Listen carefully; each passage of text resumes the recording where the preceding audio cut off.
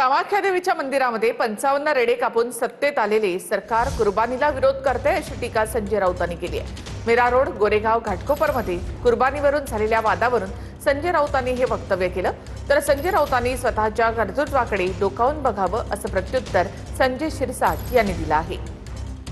52 रेडे कापून जे सरकार सत्तेत आलेलं आहे ते दुसऱ्यांच्या कुर्बानीला विरोध करत आहे,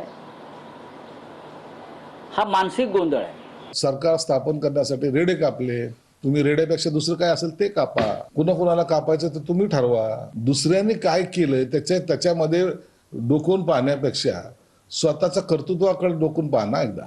तुमच्या कर्तव्य काय त्याला म्हणता येईल गुणवत्तेमुळे हे सरकार गेलंय। सरकार रेड्यांचा बळी देऊन इथं आलेलं नाही, तर उभाटा गटाचा बळी देऊन हे सरकार आलेलं आहे। जनतेनं उभाटा गटाचा बळी घेतलाय।